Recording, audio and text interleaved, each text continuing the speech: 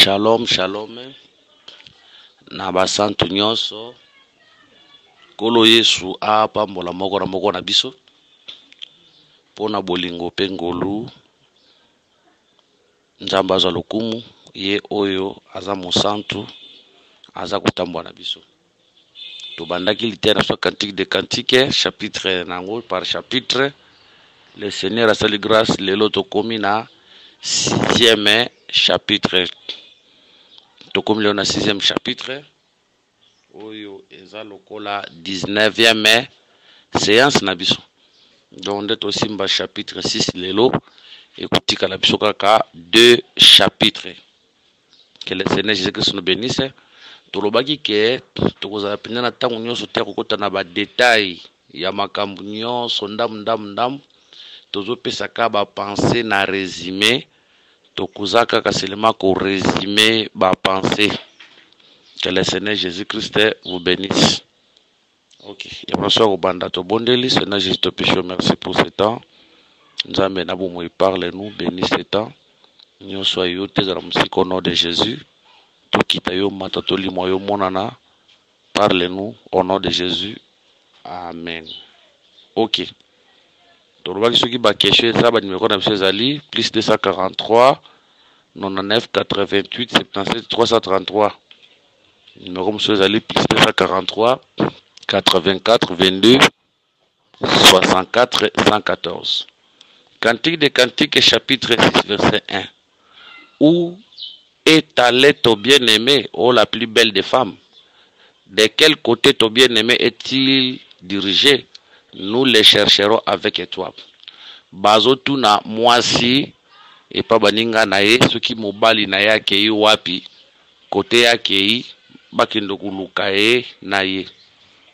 Donc c'est pour dire qu'il y a un temps où le mari est avec sa femme. Hein, zata mobali azalaki na mwasi na ye, mais awa c'est comme si mobali azal susu na mwasi te, nde bazotu na mwasi siko mobali na yo ake wapi. Maintenant la femme azo répondre na verset 2. Mon bien-aimé est descendu à son jardin au parterre d'aromates pour faire paître son troupeau dans le jardin et pour cueillir des lits. Moi ça répondre abike mobali nangai akiti na kati ya jardin na ye. Donc il y a un temps où bazalaki mwasi bazalaki sama na mobali, mais awa tomoni mwasi ba se séparer na mobali. Mais mobali mwasi ebibe côté mobali akei avec précision abike mobali nanga kiti na kati ya jardin. Or tant to kolaki na cantique de cantique chapitre 4 verset 12. Bible zolo baboye a Salomon sa mwasi na ye, tu es un jardin fermé ma sœur, ma fiancée, une source fermée, une fontaine scellée. Tu comprends que la femme c'est un jardin. Tant Toya Namkanda 1 Corinthiens chapitre 3 verset 9 Bible lobby, car nous sommes ouvriers avec Dieu, vous êtes les champs de Dieu, l'édifice de Dieu. Maintenant tant ozomona mwasi azoloba ke mobali nanga kiti na kati ya jardin na ye elinkoloba nini.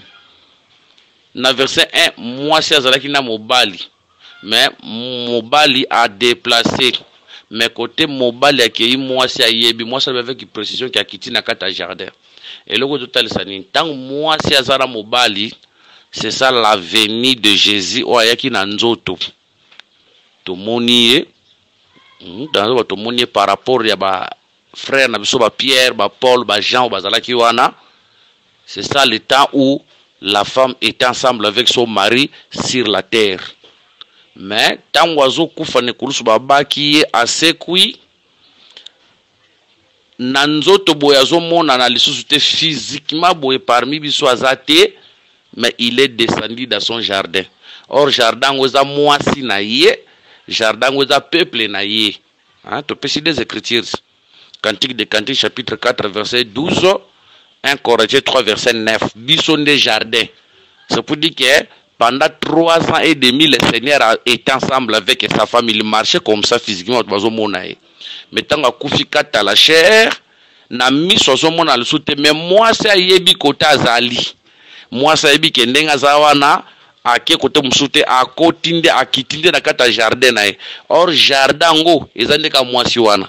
C'est pour dire qu'aujourd'hui le monde cherche le Seigneur bazo mona ete mais biso tozo mona ye parce que il est à nous. OK, nazo pe écriture moko o le Seigneur a lobby. Le Seigneur a lobby ko moko boye. Alobi ke réseau ya oyo bato mokili bakomona ngai te. Alobi bongo l'air vient oyo bato mokili bakomona ngai te mais bino bokomona ngai omoni bino bokomona ngai parce que nakozala kati na bino. Vous voyez, c'est pour dire que aujourd'hui physiquement physiquement Yesu azomona na te na misu. Physiquement Yesu na misu azomona na te mais biso ecclesia et pas na biso toza komona ye. Que le Seigneur Jésus nous bénisse. Toza komona ye parce que il est à nous, il habite à nous. C'est donc qu'il est écrit, ne savez-vous pas que votre corps est le temple du Saint-Esprit? Ne savez-vous pas que votre corps est le temple du Saint-Esprit et que l'Esprit de Dieu ou Dieu habite en vous? 1 Corinthiens, je crois, chapitre 3, verset 16. Ok. Nazui écriture, c'est quand tu wana mobali akiti na kata jardin ngoza mwasi na ye lelo azara kati na biso. Alors on préciser au parterre d'aromate.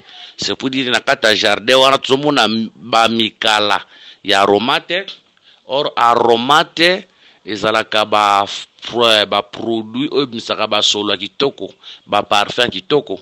Vous voyez, c'est pour dire que le jardin qui est la femme, qui est l'église, le jardin qui est la femme, qui est l'église, ce qui n'a kati nango tokuta solo ya kitoko. Or solo ya kitoko o tokuta na kati wana ezape vie ya malamu. Solo ya kitoko to parfum ya kitoko o tozokuta na kati jardin, c'est la prière. C'est là qu'il est écrit, ma maison sera appelée une maison de prière. 1 Corinthiens 3, 9. Vous êtes le champ de Dieu, vous êtes l'édifice de Dieu. C'est pour dire que toza elanga ya ba aroma, toza pesa parfum kitoko, toza elanga te mais toza pendaku. C'est pour dire que nakata ndaku fa kuta ba parfum kitoko, parfum à bonne odeur ba kuta la prière des justes, la prière des saints o bazo kuta na kati na biso. A continuer koloba pour faire paître son troupeau dans les jardins. Donc akiti na kata jardin na ye po aboko la bibwele yango, bibwele na esko bibwele yango zoko ndoboko les anani. Ezaka yemo mwana mwasi wanati. Pourquoi to le bongo? So ke na mukanda ya 2 Samuel chapitre 12. Ukomona kuna bazolo baboye. David après avoir kozwa mwasi ya batu iri pe abomi mobali na ye. Prophète Nathan epa na ye abisi ye ke nakata ville mo zalaka na riche na mobola. Riche azalaka na biloko ebele banyama bangombe makambo ebele. Mais mobola moko azalaka kaka na mpate na ye moko. Alesaka ye, abokolaka ye, alalaka na tolo na ye banda ko considérer lokola bana na ye. Mukolo moko riche ayambi visiteur. Au lieu akamata bangombe na ye alambela visiteur atiki bangombe na kezoka ngombe ya mobola nda bomi alambeli ba visiteur balie. David asiliki alobi mutu wana amerita kufa. Maman prophète ayebisi mutu angweza yo ozui ozakina nzamba lobi apesaki yo basi ebele basi ya maître na yo mukonzi na opesa il mais soki bazalaki mukelo fala ko senga ye abakso mais otiki basi na yo ke kozwa mwasi ya batu omoni abaza ko interpréter brebis comme une femme. On interprète une brebis comme une femme. Yango to lobi ke ba brebis azobokola ezaka ye mwana mwasi ndé to zalaka bunu som son troupeau to zalaka bampate na ye. Yango lobi ke mes brebis connaissent ma voix to yebaka mungongo na ye. Yango ko remarquer David na Moïse avant qu'il ne ko libérer Israël na Égypte abandaka na ko bokola ba brebis moko boye. mais pour qu'il ne libérer Israël, il faut tika ba brebi wana pour qu'il ne libérer Israël. Il est vrai qu'il était tout un berger qui gardait les brebis, mais ba brebi wana bazalaki bina ba brebi na nzoto boye, mais sur le plan spirituel bazalaka image à Sephora. Moni Sephora wana, Sephora là c'est la femme, c'est l'épouse, c'est l'église. Autres image à ba brebi en Nzambe comme les véritables mouzoba telabiso. Mais il y aura un temps, il faut atika ba brebi a kende ko kangola bande ko na Israël. Donc tika ba brebi, c'est ça les fins, là et la fin. Il y a tant il y a grâce pour Nabisson enlève, mais salam biso tokei et le Seigneur retourne en Israël pour aller délivrer ses frères Nanzela Yalitea, il y a des témoins. Et pour cueillir de lui, tant que qui tana ba liyo eza matiti hein, eza matiti oyo kosunga po aller sanango bampate nae. Le lit ici est expliqué comme la parole oyo aza ko se servir pour aller sanango banyama nae ezape oazo buka pe kati na biso toko bimisa yango pe lokola ba adoration, ba prière, ba sacrifice, tout ce que nous faisons dans l'œuvre de Dieu. Verset 3. Je suis à mon bien-aimé et mon bien-aimé est à moi. Alobi naza na kati ya molingami na ngai pe molingami na ngai aza na kati na ngai. Omona awa eza vice versa. Ngai naza na kati ya molingami pe molingami aza na kati na ngai. Tozwi Colossiens chapitre 3 verset 1. Si donc vous êtes ressuscité avec Christ, cherchez les choses d'en haut, où Christ est assis à la droite de Dieu. Affectionnez-vous aux choses d'en haut et non à celles qui sont sur la terre, car vous êtes morts et votre vie est cachée avec Christ. Moni, quand Christ votre vie paraîtra, alors vous paraîtrez aussi avec lui dans la gloire.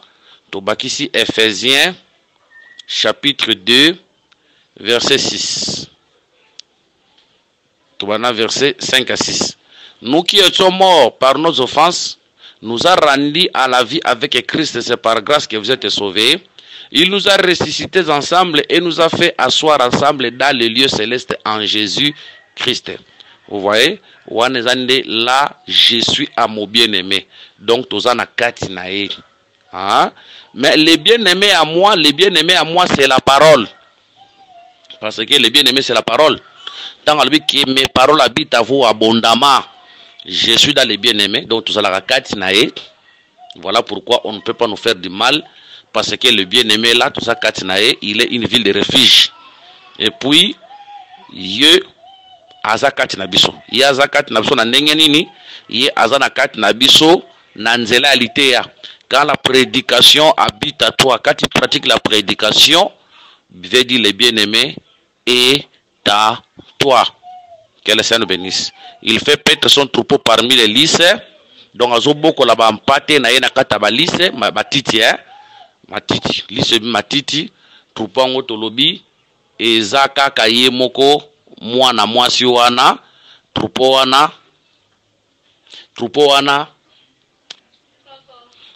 wana ezali kaka biso peuple oazoboko la biso na nzela lise ayozalitea kanisa Psaume chapitre 23.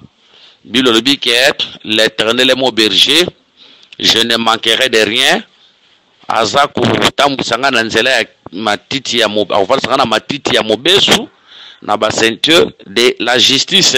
Donc les listes ici qui est dans Psaume chapitre 23 et ça matiti ya mobesu, c'est ça l'enseignement, là où il y a l'abondance de l'enseignement au le Seigneur azaku le sabiso na kati na yango. Verset 4.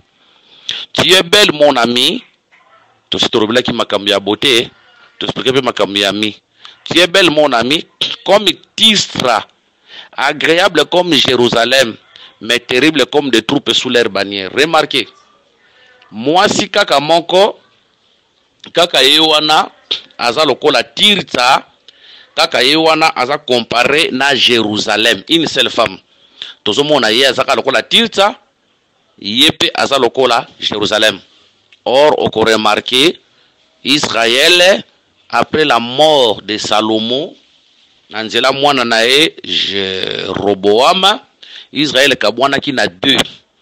10 tribus tikalaki, 10 tribus kendaki na ngambo na Jéroboam bazalaki na capitale comme Samarie, tandis que 2 tribus tikalaki na ngambo koto na capitale comme Jérusalem.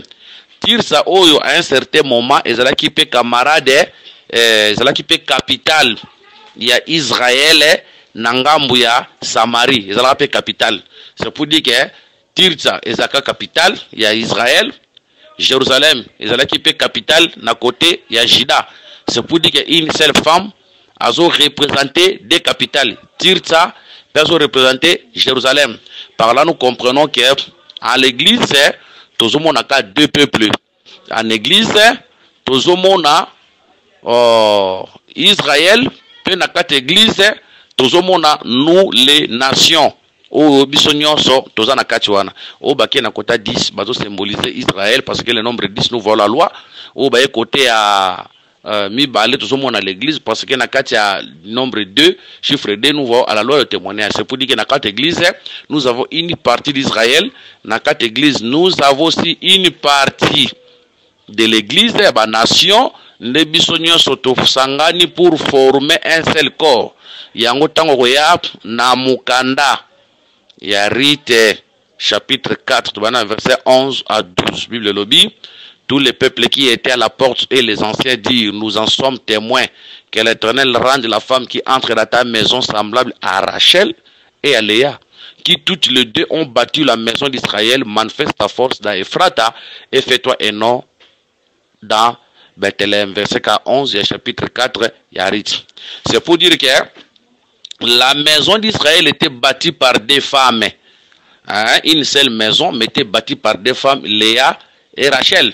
Cette maison-là représente aussi l'église.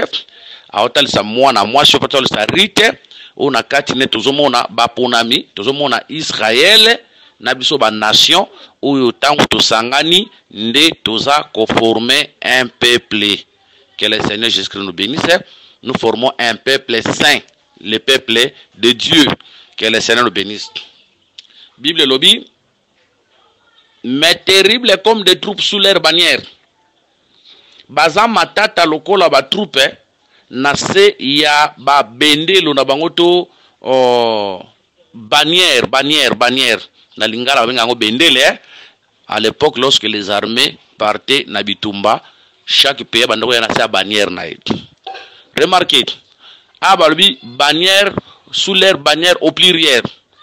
Ce qui tokei na nombre. On remarque Israël avait combien de bannières? 4 bannières.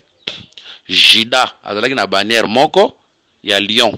Pembeni na azalaki na des tribus.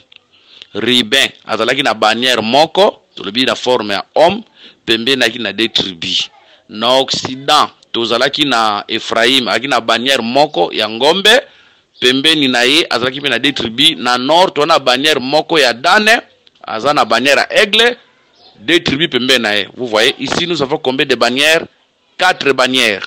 Maintenant on y a Exode chapitre 17 verset 15. Moïse bâtit un hôtel et lui donna pour nous le nom l'Éternel est ma bannière. Na nombre tout le monde combien de bannières? 4 bannières. Na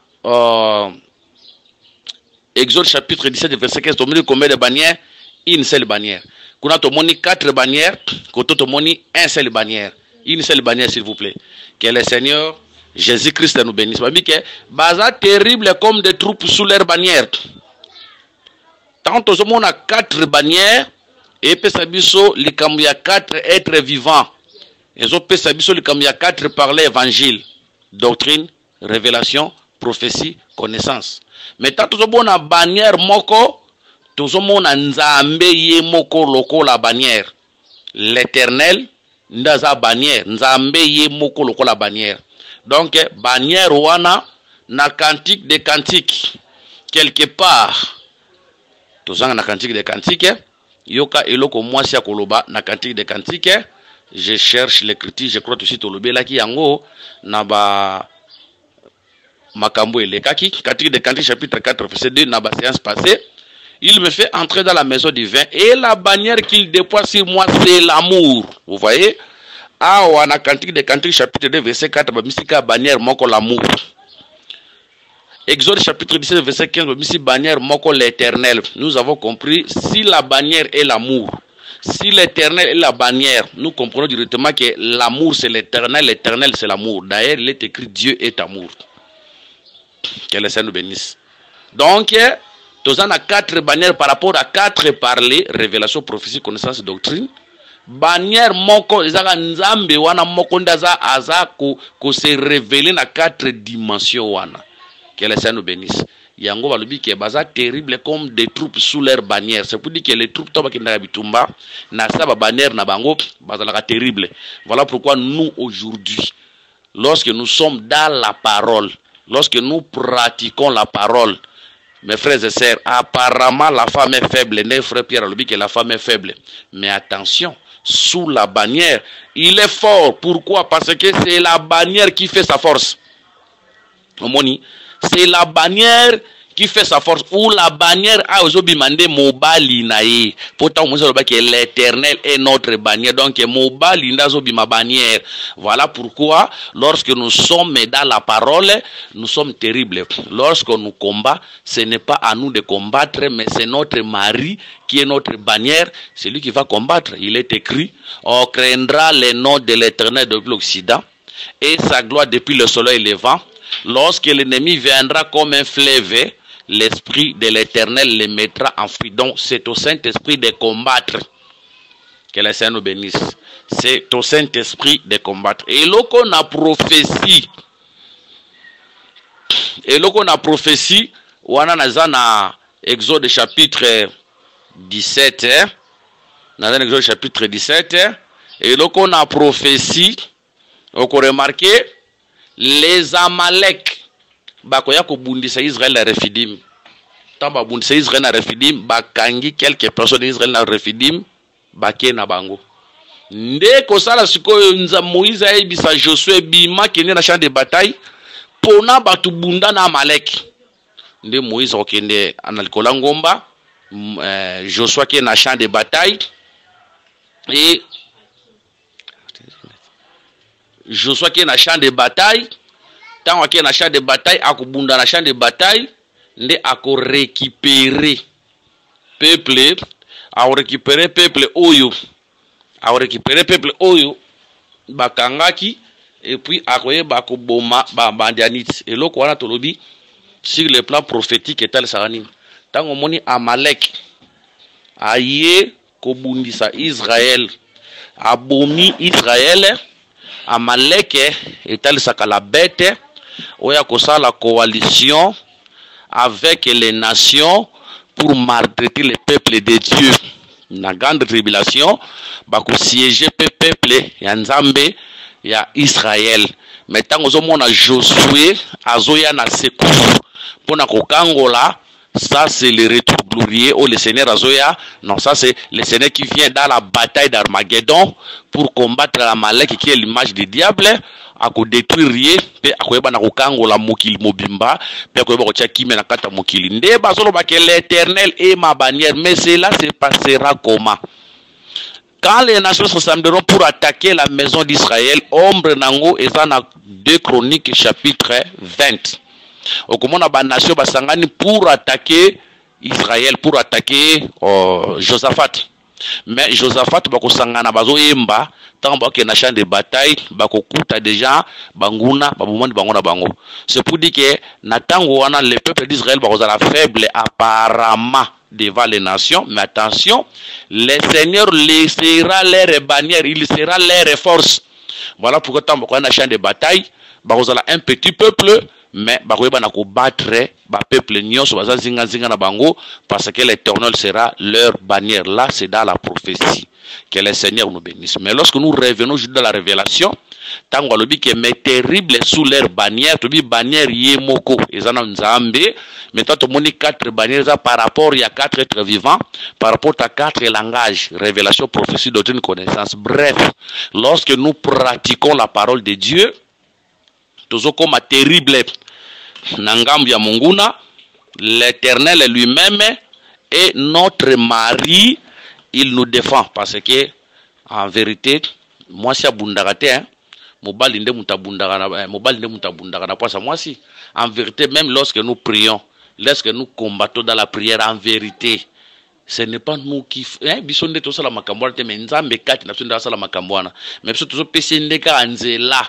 Lorsque nous prions, tozo pese nzela afin que ye akota na kata musala a sala musala na ye. Que le Seigneur bénisse. Là, c'était le verset 4. Maintenant le verset 5. Détourne de moi tes yeux car il me trouble. Ah, mon balazo sa moi sinae kotala ngai te miso no tango zo tala ngai ezo trouble ngai. C'est pour dire que la silamite qui na miso kitoko, hein, miso silamite la ki miso kitoko. Siko miso wana mobali wavana moi sinae azo sa moi sinae kotala ngate miso na yo ezo trouble ngai. Or les yeux ezo trouble zanine. Tozui écriture moko. Oh, nazolo écriture moko awa, je crois eza écriture tout sito yebi to lobela yango pe. Nazolo ka écriture moko awa. Il faut ezala na 2 Corinthiens. 2 Corinthiens 5, 7. Car nous marchons par la foi et non par la vie. C'est pour dire que misu oyo trouble kanzambe to misu esepelisa kanzambe ezala ne misu ya kondima. C'est le regard de la foi. Quand Dieu trouve en nous la foi, cela trouble le cœur de Dieu. Quand Dieu, cela veut dire, Ezo sepelisa motema ya nzambe. Que le Seigneur bénisse. Ok. Tes cheveux sont comme un troupe de chèvres suspendus de galade. Tosi tolobela yango déjà. Tes dents sont comme un troupeau de brebis qui remontent de l'abreuvoir toute porte de jumeaux qui n'est stérile. Tosi tolobela yango déjà. Ta joue est comme une moitié de grenade derrière ton voile. Tosi tolobela yango déjà. Sokozonga na ba audio akana ba science akala okomona yango toujours verset 8. Il y a 60 reines, 80 concubines et des jeunes filles sans nombre. Une seule est ma colombe, ma parfaite, et l'aile unique de sa mère, la préférée de celle qui lui a donné le jour. Les jeunes filles la voient et la disent heureuse. Les reines et les concubines au-dessus, et elle est la loup. Nous sommes 4 catégories à basi. 60 reines, 80 concubines, des jeunes filles sans nombre, et une seule est ma colombe. Pour nous comprendre loko malamu ekosenga biso tokende na mukanda ya Esther. Pour bien comprendre description oyo ekosenga biso tokende na mukanda ya Esther. Yoka ndenge Bible ekoloba. Là, nous sommes dans le livre d'Esther, chapitre 2, verset 2. Nabana, verset 1. Après ces choses, lorsque la colère du roi Assyrus se fit calmer, il pensa à Vashti et à ce qu'elle avait fait, et à la décision qui avait été prise à son sujet. Alors, ceux qui servaient le roi dirent qu'on cherche pour le roi des jeunes filles vierges et belles de figure. Ozoka, baluka pona roi, des jeunes filles vierges et belles de figure. Que le roi établisse dans toutes les provinces de son royaume des commissaires chargés de rassembler toutes les jeunes filles vierges et belles de figure, assises la capitale dans la maison des femmes, sous la surveillance des gueux uniques du roi, et garder des femmes qui leur donnera les soins nécessaires pour leur toilette. Et que la jeune fille qui plaira au roi deviendra reine à la place de Vashti. Cet avis y approbation, et le roi il lui fit ainsi. Verset 5. Il avait d'assises au Kiwana et comme il comme sous. Remarquez qu'on a 4 catégories à basi. 60 reines, 80 concubines, des filles sans nombre, une seule fille est la préférée. Tolobi boto, ça la comparaison. Une seule fille est la préférée Oyo, Yende Esther. Des filles sans nombre, tozo compare bona bana baso ebele bayaki pour roi pona na kati na bango. Bana baso wana condition ezalaki il faut la vierge to se longi na kata kitoko. Mais basangana ki ebele, mais bango so ba pona makite. Mwana mwasi musoko oza la vierge mais longi za kitoko te ba pona ete. Mwana mwasi musoko oza la kitoko na longi za vierge te ba ko pona ete. La condition était que la fille soit vierge et belle de figure. C'est pour dire qu'il y avait plusieurs femmes, des filles sans nombre, pour bapona bango nyoso te. na plus il y a des catégories. Nazui Esther, nazo comparé na Silamite, yendaza la préférée. Nazui les filles sans nombre, na comparé bon na bana basio basangana ki na 6 po ba pona na kati na bango, ba pona bango no sote bazala ki pe ebele sans nombre. Nazo zwa vachi, nazo comparé na 60 reines. Parce que na kati ya nombre 60, bien que bate musu babo rango me biso tondi maka. Que na kati ya 60 na mona chiffre 6, c'est li sumuté. Quand je vois le chiffre 6, je vois la loi. Les ali sumuti. Namona mobeku. Là, je vois la reine Vasti. Oyo, mokonzi azalaka na posa na ye mayaka ta désobéissaka na posa ya mokonzi aboaki il faut Esther. Reine Vasti a symbolisé la maison d'Israël. O azui disgrâce lelo Esther ne biso église to côté na place na ye. Nous croyons comme ça. Et puis les 80 concubines baza comparable na bana basi oyo okoremarke boy avant Esther akota eza na bana basi mo bakota avant Esther soko koti bazalaka belle détail belle de figure bazalaka pe vierge donc soki okoti okutana mokonzi na tongo oleki na chambre ya bakonkibine bazalaka ebele avant Esther bana basi wana bakutana na mokonzi bazaka semasa mokonzi abwaka bango te bango nde bazaka représenter comme les 80 concubines toujours bango comme la vierge folle. Esther nde comme la vierge sage comme l'église. To pisi combien de catégories? 4 catégories. Esther c'est lui la Silamite, c'est ça l'église, la vierge sage. Les 60 reines toujours bango voici c'est la maison d'Israël au bazar rejeté. Tu veux que soit les 80 concubines, lokola bana basi oyo bakota qui déjà na cour ya mokonzi avant Esther, bakobwaka bangote parce que baza déjà baso qui déjà semence ya roi, bakobwaka bangote, c'est ça la vierge folle. Bien qu'à koleka na grande tribulation, akobwaka mate parce que elle a la semence du roi qui est la parole. Akobwaka mate. Mais nzambe nda ko permettre à leka na grande tribulation. Tandis que les filles sans nombre bazo représenter bana basi nyonso ba ki libelé po ba pona bango ba pona makate parce que soit azalaki viergité soit azalaki kitoko te, la condition était comme ça. Ils ont représenté tous les fils de la perdition oyo bako pona maté na kati ya makambo nzambe. Que la Seigneur nous bénisse.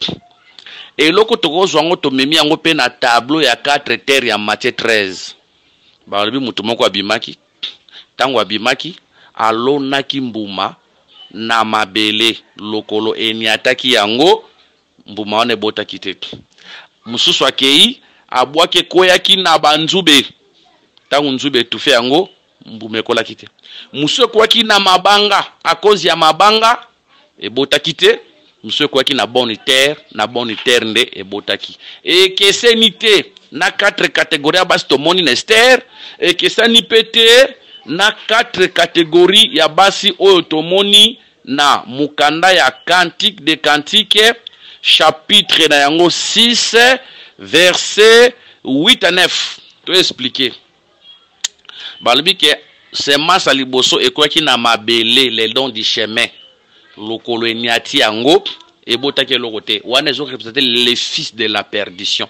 Les fils de la perdition lorsque bayoka qualité ya tant mon makolo zo nyata yango cela veut dire ezana ba conseil ya mabe bazo nyata liloba na kati na bango lilobe zaka ne fait mon côté chemin owana etal ça rappelle les fils de la perdition ndeka royage vient ndeka na c'est ça le malheur du diable qui vient enlève ça.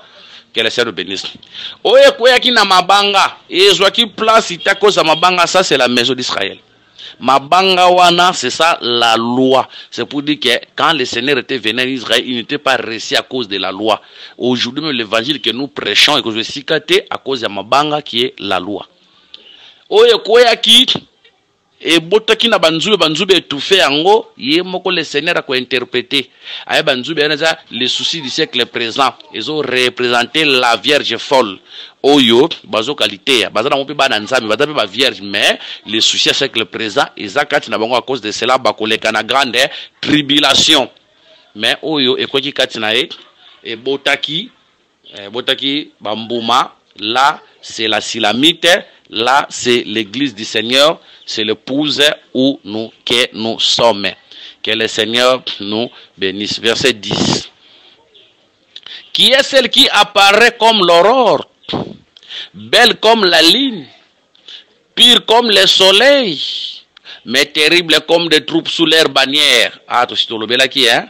Makamboza terrible comme des troupes sous leur bannière. Là, tu peux expliquer en haut déjà, dans verset 4. Que le Seigneur nous bénisse. Qui est celle qui apparaît comme l'aurore? Moi, je vais expliquer. L'aurore, c'est quoi? Tant que tu as Ésaïe, chapitre 62, verset 1, Bible lobby. Pour l'amour de Sion, je ne m'éterai point. Pour l'amour de Jérusalem, je ne prendrai point de repos. Jusqu'à ce que ce salut paraisse plutôt comme l'aurore et sa délivrance comme une flambeau qui s'allume. Ici, Bazako interpréter les salis comme l'aurore. On a témoin, Ésaïe 62, verset 1. Maintenant, retournons à Cantique de Cantique, chapitre 6, verset combien? 10. Qui est celle qui apparaît comme l'aurore? Ah, tu comprends que c'est une femme sauvée. C'est une femme qui a les salis. C'est une femme sauvée. C'est une femme qui a les salis. Que le Seigneur nous bénisse. Bah, continuez koloba, belle comme la lune. Lune azalaka mwasi, soleil azalaka mobali. Yango soki na Genèse 37. Okomona Joseph amoni ndoto. Moi, Sanza, Minzoto, Egumba Melae, papa ne a interprété. Abio linko lobanini, ngai tata na yo, na mama na yo, na bandeko na yo, toya ko fuka melayo. Là, Jacob avait directement interprété pour dire que c'est lui, Jacob, qui était le soleil. C'est pour dire que le soleil, c'est l'époux. Oui, d'ailleurs, dans Psaume chapitre, je crois, 18 ou 19, le soleil comme un époux qui sort. Tu comprends que le soleil, c'est l'époux, à Mobali. La ligne, c'est la femme. Kobo sonate, moya ngengaka na moi, sans ngengaka na butu. Mais, bako yebisa biso na nature, sansa a reflété kande lumière ya moi. Le soleil, c'est l'époux. C'est pour dire que le soleil, tant que silisi, sansa kobimati, sansa c'est l'épouse. Zabisot. Oh, toza ko refléter kaka la lumière ya Mobali. Parce que l'ité est au salelaka. Et la l'ité na bisoté. L'ité est au salelaka. Et la l'ité est mobali. Yango moi si malamu. Et ça moi sur la taka kolandi sama mobali na endenga lingi. Voilà pourquoi to boya ba ser na biso ba la ba païen. Ceux qui sert à bali païen. L'église attend le bi que sert à la taboete. Tango ozonga na ndako lokola mobali na ye azana milimo mabe na kati na ye. Akobi sert à la tajipa mukuse.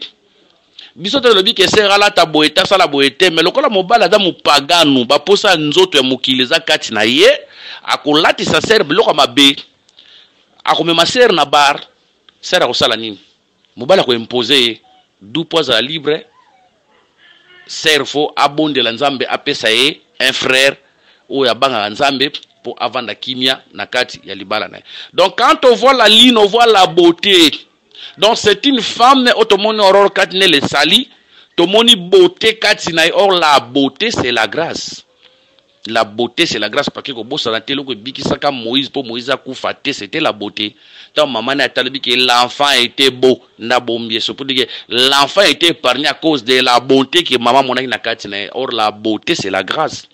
C'est aussi la sainteté, la sanctification. Mais remarquez, bon t'as le que pire comme le soleil, hein? Cela veut dire moi si a commis loko la mobali. Parce que le soleil c'est l'époux. Ici, avant que l'enlèvement arrive, il faut que la femme soit identifiée à son mari. Moi si a commis loko la mobali. Mobali c'est la canani, mobali c'est la parole. C'est pour dire que la femme devient la parole. Mes frères et sœurs, quand le Seigneur a koyana sa mabili, akoya kuluka église abato bazalaka 100 to 200 to 1000 to 4000 loin de là kozala 4000 5000 1 million na kati église za mabeti mais ce qui est utile eza ke bato baza 4 millions wana bakoma lokola liloba parce que les serviteurs les plus anciens tango ayaki po kutana na mwasi yo ka losambo na ye Seigneur mwasi yo na kosenga mai oya kopesa nga mai ye wana nde mwasi oponi mpona mosali na ayaki tandola ba nzambe te yoka ba prière ba charnel o nzambe pesa nga mwasi ozaka na nzela minu, ça c'est prière ya bato nzoto. Pesa nga mwasi ozala soki pe mukuse, prière charnel. Pesa nga mwasi ozala mulai, prière charnel. Pesa nga mwasi ya munene ya mukie, prière charnel. Écoutez sa prière. Seigneur, mwasi na kosenga mai oya kopesa nga mai pe akomelisa bashamo mai yende mwasi oponi. Vous voyez, quand on voit l'eau, on voit la parole. C'est pour dire que balukaka mwasi o aza na liloba nzambe na kati na ye. Mwasi akobala, c'est la femme qui a la parole. Mais aujourd'hui tout le monde a ba frère na ba sœur na kati église ana ba calcul. Oh papa nzambe pesa nga mbala na ba favori, prière moko charnel. Mukolo mona mobali aza na ba favori akitole ka mobali no Rolanda it.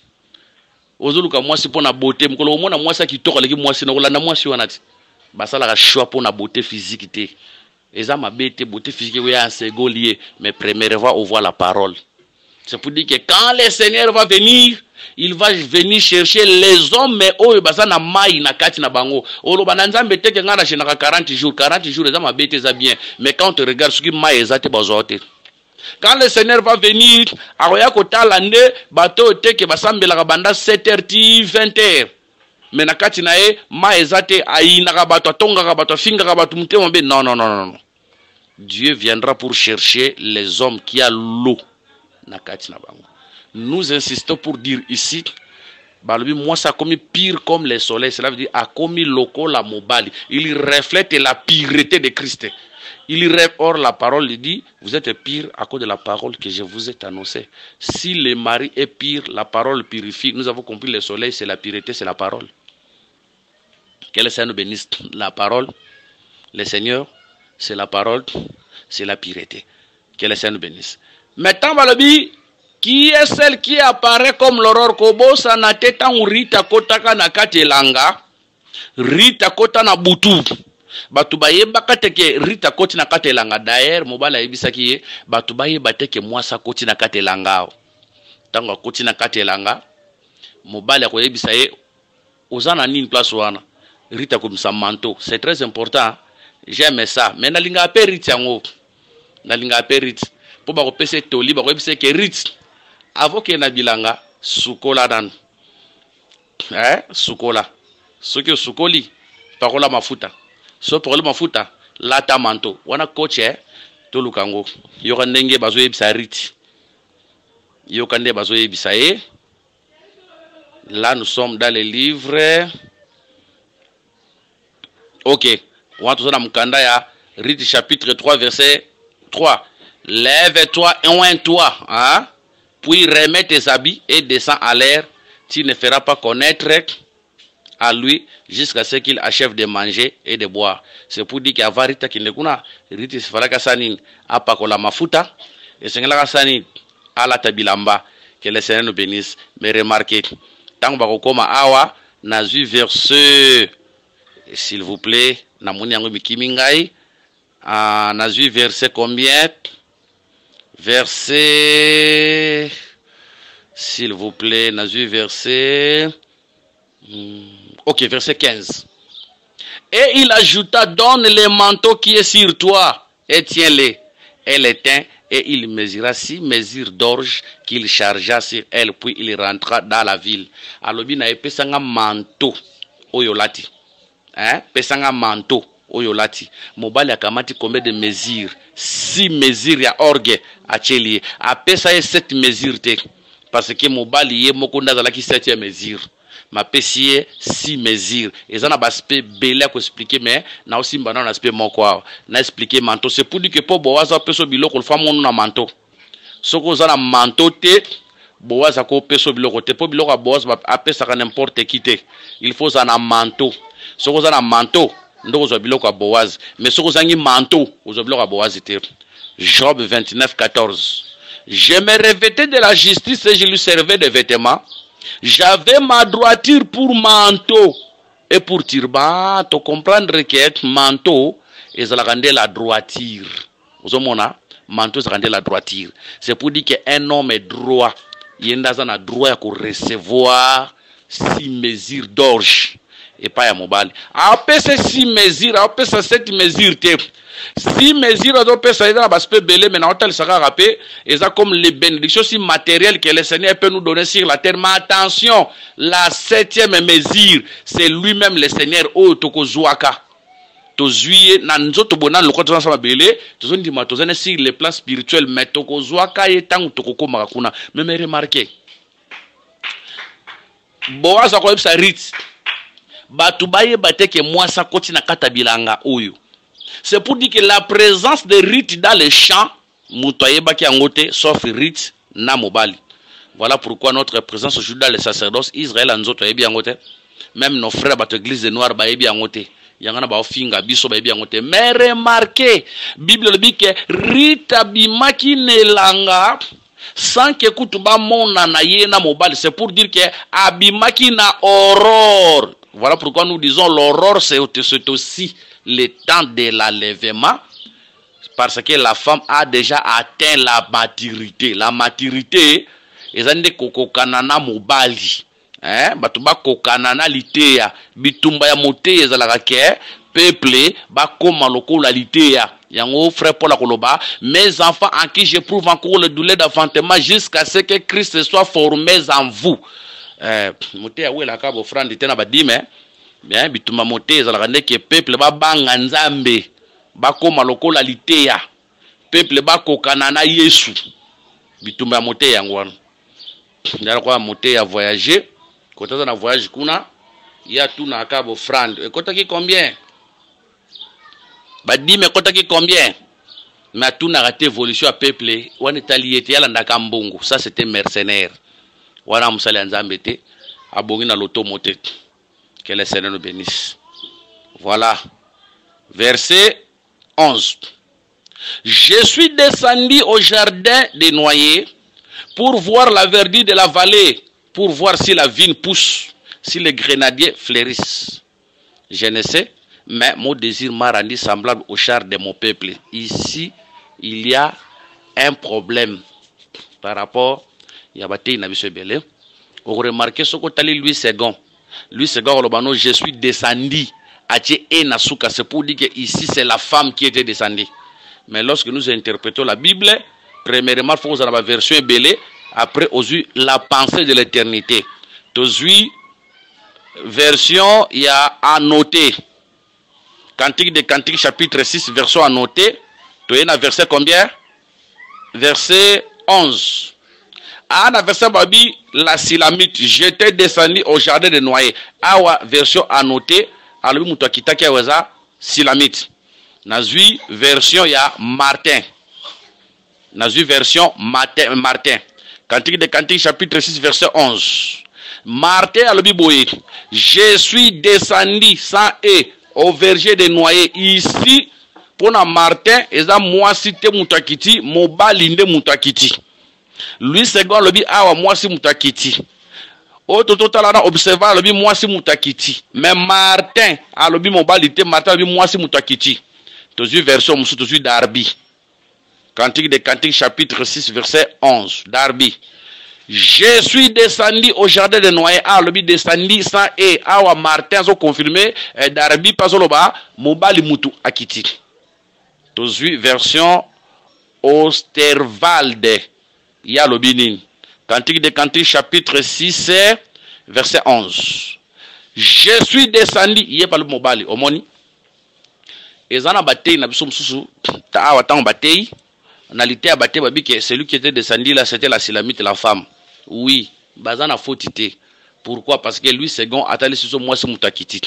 Ba version, que moi, c'est Moutakiti. Mais, ba version, je suis topé, c'est net Darby, net ba version, je suis topé, si wana, au Selval, der, je suis topé, si wana, balobi, moi, c'était Mobali Moutakiti. C'est entre les versions, qui dit vrai, qui dit faux. Pour, ba version, je suis qui est na verset 11, moi, c'est Moutakiti. Ba version msolobi na verset 11 mobile nde mutakiti. Mais ce qu'on a kata ba version wana qui dit vrai, qui dit faux. Nous disons par la révélation de la parole de Dieu, mutakiti place wana mobile. Pourquoi nous disons cela? Pourtant tout le monde ba version pesibiso pasi, c'est qu'il faut qu'il na likanisa nzambe, tout le katoye parce qu'on a likanisa nzambe qui était descendu. Tout jusqu'au cantique des cantiques, tout interprété par rapport à makambozo le kawana. Maintenant remarque. Je suis descendu au jardin des noyers pour voir la vertu de la vallée, pour voir si la vigne pousse, si les grenadiers fleurissent. Je ne sais, mais mon désir m'a rendu semblable au char de mon noble peuple. Ah, attends, bazolo bayango na verset 10, c'est à enlever seulement de verset 10, moi ça qui nde mobala zo kitasikoyo, azo kitana jardin de noyer. Ça, c'est la maison d'Israël. Zongana bataille ya bagabaonite na Juge chapitre 10. Bolimbisa hein. Pembe na biso bafungoli musique mozo beta makasi wana. Ah ezali bakupo na ote, je m'excuse. Hein, bo supporter biso. Voilà. Oko remarquer tant bitumbezo ya contre bagabaonite, Josué pour secourir les Gabaonites, à Koloba Soleil, arrête-toi sur Gabaon, Line, arrête-toi sur Ajalon. Na lukayango pour esungabiso totambola malam place wana. Tozana mukanda ya Juge. Tozana mukanda ya Juge. Verset combien? S'il vous plaît. Non, nakena Juge Bolimbi, ça est Josué. Ok. Josué chapitre 10, verset 12. Alors Josué parla à l'Éternel le jour où l'Éternel livra les Amoréens aux enfants d'Israël. Et il dit en présence d'Israël: Soleil, arrête-toi sur Gabaon, et toi Line sur la vallée d'Ajalon. Ah, quand on voit la vallée nous parle aussi de l'humiliation. Au moins, hein? Parce qu'aujourd'hui, Israël, après avoir recevoir Christ, il y a une humiliation. Manquer Christ, c'est manquer la vie, c'est manquer l'honneur. Tu peux avoir les parcelles, les buildings, tout ce que tu peux avoir sans Christ, tu es sous l'humiliation. Que le Seigneur bénisse. Yango comme on a Maria, le Seigneur a jeté le regard à mon bassesse nangai, ndapesingai fils. C'est pour dire que le fils était venu pour enlever la bassesse de Marie. Or la bassesse, c'est la vie du péché. Yango mona kuna nani Rachel azolobake l'Éternel a enlevé mon propre. C'est pour dire que Joseph n'a longola kasoni. Mais la honte c'est quoi? La Bible dit que la justice élève une nation, mais le péché est la honte du peuple. Yango tomoni vallée, c'est ça la maison d'Israël qui est dans l'humiliation aujourd'hui. Mais à tomoni mo ezote malikolo ya Gabaon, Line ezote mana vallée à Jalon. Or quand on voit ces deux grands luminaires, nous voyons les deux prophètes majeurs. Quand on voit le soleil, nous voyons le prophète Christ. Tandis que quand on voit la ligne, là nous voyons le prophète Moïse. C'est pour dire que tant que Mo est terminé à Gabaon, c'est le temps de la grâce où le Seigneur Jésus-Christ, comme le soleil, l'époux, est en train de nous visiter, de nous sauver aujourd'hui. Mais na vallée kuna tozo mona la ligne, quand on voit la ligne, nous voyons la maison d'Israël qui continue aujourd'hui avec la loi de Moïse. Que le Seigneur nous bénisse. Parce que vous remarquez, David a pas subi que l'autre. Azo régné na Hébron, depuis on a bisot. Mais vous remarquez Saïl a sakufaki. La mort de Saïl, c'est ça la mort de Saïl. Mon bec prendre fin de Koulousou, mais bah comme ta moi na Saïl bâti à Konza Israël. Or moi na Saïl là c'est ça les œuvres de la loi qui continuent jusqu'à présent en Israël, c'est ça la ligne. Mais tous au moins on a 7 ans na Gaba na ni na Hébron, c'est ça le soleil. David azo régné kuna. Que le Seigneur nous bénisse. Mais après il faut azonga. Quand j'étais descendu Natala, Soki Bambou Maekoli, si l'Israël a manifesté la foi, mais c'est pour dire que jusqu'à présent l'Israël n'a pas encore manifesté la foi. Dans le but que désir n'a pas changé, n'a comme lokola les chars. Or que bossa n'a que les chars, Soki okei et pas à Eli. Tango Eli azo matalikolo, Eli azo bien mon père char d'Israël et sa cavalerie. C'est pour dire qu'un char c'est un prophète. Tango azo le désir n'ezo comme c'est lokola char. Pour ça, comme c'est la char, c'est ça le Seigneur qui va revenir comme les deux témoins dans la maison d'Israël pour prêcher la bonne nouvelle afin de sauver son peuple. Que le Seigneur Jésus-Christ nous bénisse. Je crois, Lélo, Tosimbi chapitre 6, Namobimba, P. Tosilisi Yango. Hein? Tosilisi Yango, tant que la char, cela veut dire, c'est ça le ministère des deux témoins pour sauver son peuple après le départ de l'épouse. Que le Seigneur Jésus-Christ nous bénisse. Prochainement, Tosimba, chapitre 7, Toyeba na ko continuer. S'il y a des questions, numéro n'a Zali, plus 243, 99, 88, 77 plus 243 99 88 77 333. Monsieur Ezali plus 243 84 22 64 114. Toi aussi, c'est la prière. Seigneur, nous te bénissons. Toi qui avais permis, toi, de partager le bana, le botanayo. Bénis tout et chacun de nous. Oyo qui était à eux. C'est mbola le beau qu'on a eu nzambe na bo moïse qui sont malades, qu'ils soient guéris. Oza na ba problème, pesa bango solution. Ouvre des portes devant ton peuple. Oza na bitumba moko songolo na butaso la malamu te ne kulus yolonga qui victoire no pesa melaye. Que la grâce, la paix accompagne ton peuple au nom de Jésus-Christ. Amen. OK. Oza ki loko la 19e séance na biso. Tokutani prochainement na 20e séance na cela veut dire na 7e chapitre. Ce qui aussi ici ango ndeto kosimba le discours dédié à Job. Tokoba na kolobela banyama o nzamba expliquer que pas Job. Tokobanda na lion, tokiti na corbeau, ti tokosimba bangubu tukinokusuka pa ya ngando. Kolo Yesu a pambola moko na moko.